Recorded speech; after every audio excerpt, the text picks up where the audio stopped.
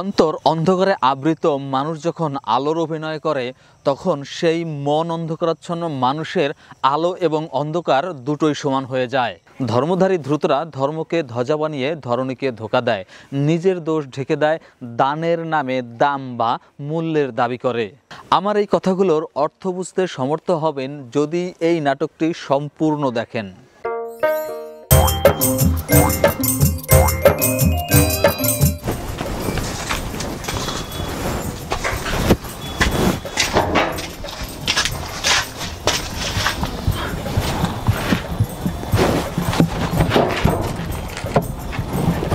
ये बेटा तो चाप दे, तू चाप दे रेडी रेडी ওই ঝিম ঝিম ভাব দিয়ে বই রেছিস কেন? আর এই কি করো? এই মদ খাওয়া তো বড় ভালো না। তুই যদি মদ খাস তোর লিভার কোষকে ব্যাটকেই পাবে বেটা, বুঝছো? এরপর তোর কিডনি ফাটিয়ে যাবে, এর কোনো ভুল নাই। আর মাথা সব সময় লেগে ঝিম ঝিম ঝিম একটা ভাব থাকবে, ঘুরবেই, ওর কাম নাই বেডি। তুই আমার লগে ল, দেখ আমি আগে মাল খাইতাম, কত নেশাপানি করতাম, এখন আমি কিচ্ছু করি না। আর আমার লগে ল ধর্মের পথে, যে দেখ এই ধর্মের পথে শান্তি কত। আয়, ধর্মের পথে চললে অনেক শান্তি আছে। আয় বোতল নিয়ে। ওরে বেডা না, বোতল নেওয়ার দরকার নাই। এই এর লেগেই কয় যে বাউনের শতমন্ত্র পাড়ার এক কান যারা, তোর এত সময় বুঝলাম কি বেটা। ওর বোতল রে, আয়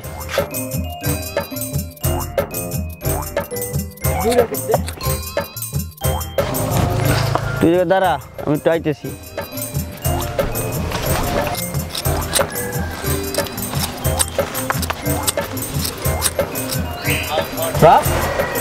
কিরে বাবু, তুমি এইখানে জঙ্গলে বসে কি করো? এদিকে আসো।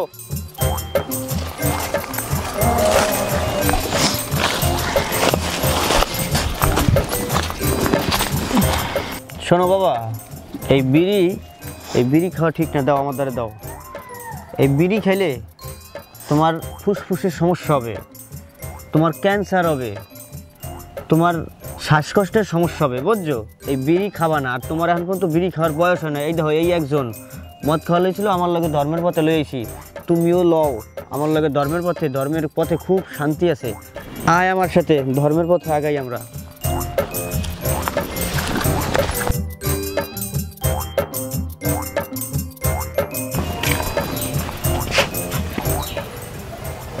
তোরা একটু দাঁড়া।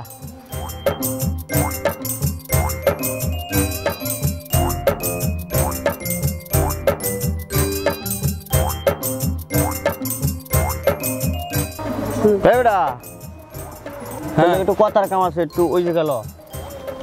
ও যা করে কি কয় ভগবান জানে। ও আয় ধরিস, আয়।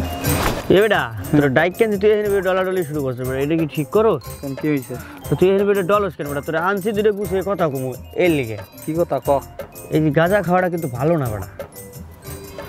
এই দেখ, এই দুইজনরে আমি আমার লগে লইয়েছি, এরাও মদ খাইতে গেছিল, ও বিড়ি খাইতে গেছিল, ওকে ধর্মের পথে লইছে। ধর্মের পথে শান্তি আছে বেটা। তুই ওই বাদ দিয়া হেলাই দিয়া আমার লগে ল, ধর্মের পথে শান্তি পাবি। আয়। কই যামু? ধর্মের পথে। কই যামু? ধর্মের পথে। কই যামু? ধর্মের পথে বেটা। কই যামু? ধর্মের পথে বেটা, শান্তি পাবি। গাঁজা খোরাবো, গাঁজা খোর। হ্যাঁ, ধর্মের পথে। গতকালকে তুই এরকম নেশা করকে আইছ, নেশা করকে আইয়া মোরে কষল ধর্মের পথে। এবার পুরা এলাকা মোরে আড়াইতে এহারা আদা মারা বানাই খেলেছ। আজকে আবার হেইয়া করে গেছস। এই কয় পাক খেয়েছ? হ্যাঁ, কয় পাক খেয়েছস? কদি মাতলামি করলে একটা জম্মের পিডামু দাস না, তোর মতো মাতলামি করি? আমি তো জাস্ট গাঁজা খাই। এই বউয়া, মাতালের ঘরের মাতাল। হ্যাঁ, এখন এই ধর্ম নিয়ে মাতলামি শুরু করছস? আর জম্মের চেঁচা শুন বউয়া। ওঠ ওঠ, তুই দূরে কেন দিকে? কাকা, হ্যাঁ, উনি তো ভালো কথাই কইছে, আমাকে ধর্মের পথে নিতে চাইছে। আপনি ওনার গায়ে তো ডেলেন কেন? ওর গায়ে তো উঠেছি কেন? আরে তুই চেনো সেটা কত মাতাল?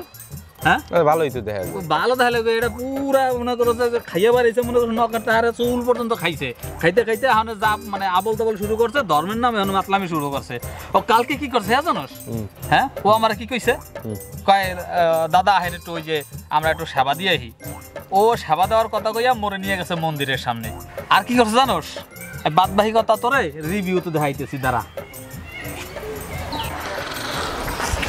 রাজা হইতে গাজা খাই সাজা কেউ দেয় না কেডা এই টাকা বেটা বয়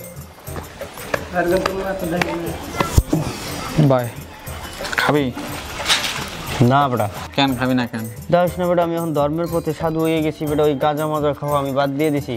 ল দুইজনে মিলকে যাই মন্দিরে যাইয়া দুইজনে মিলে একটু সেবা দিয়ে যে আর ল বেটা সাধুই যাবি হ্যাঁ বেটা দেখ এই দেখ আমি এখন বেশি ধরছি সাধুর বেশ তো বেটা বোঝো না ভালোই যাবি হ্যাঁ ওর বুঝিস কইলাম হ্যাঁ বুঝছি ওর ল দুজনে মিলে একটু মন্দিরে সেবা দিই আর গাজা হেলাই দিবি রাজা বেটা ওই আর খাইস না হেলা। হরে কৃষ্ণ গাজা খাবো না গাজা দিছি সারিকা সাধুর পথে বেটা এই স্যান্ডেল খুলকে সেবা দে বেটা। সেবা দিমু হ্যাঁ স্যান্ডেল খোল। এই জায়গা আরে বেটা কত সুন্দর একটা মন্দির, তুই সেবা দে বেটা। সেবা দিলে কি হয়েছে, সেবা দে। ভালো করে তাকাই দেখ দে এটা কি এটা কি বেটা মোর ভুল হয়ে গেছে বেটা। ভুলে গেছে কি রিভিউ দেখা শেষ হয়েছে? তার দেখা শেষ হলে এখন কি করা উচিত? কামটা করছে কি? এই মন্দিরের কথা কই লেফটিনে যে সেবা দেওয়া হয় এখানে আরে কি করা উচিত? ধর হালার ধর। এই ধান্দাবাজ ধার্মিক বলে নিজেকে নেশা নামক নীরব ঘাতক থেকে বাঁচাও, অথচ সে নিজেই নেশায় নির্লিপ্ত। তার পুলকিত প্রার্থনা আসলে প্রহসনের প্রলেপ। মুখে মন্ত্র মনে মিথ্যা চিত্তে চালাকি, এই তিনের চক্রান্ত নিয়ে যখন কেউ সাধুর বেশে সমাজে আসে তখন সবাই তাকে দেখে হাসে এবং সন্দেহ করে। সাধু যখন শুধু ভক্তির ভণ্ডামিতে ভরপুর থাকে তখন সব জায়গা থেকে তাকে ভাগিয়ে দেওয়া ছাড়া আর কোনো উপায় থাকে না। ধর্মধারণা যদি ধোকায় ঢাকা হয় তবে তা দিয়ে পুণ্য নয় পাপের পর্চা হয়। আর নকল পর্চা দিয়ে অবৈধভাবে জমি দখল করা যায়, কিন্তু তা দিয়ে দলিল করা যায় না। এই সমস্ত ধান্দাবাজ ধার্মিকদের আদেশ উপদেশ উপহাসের উষ্ণতা প্রকাশ পায় মাত্র। তাই মনে রাখতে হবে ভণ্ড ভক্তের ভক্তি সবসময় ভারী এবং ভেজাল হয়। আবার কখনো কখনো এই ভণ্ডের কারণে ধর্ম দণ্ডিত হয়।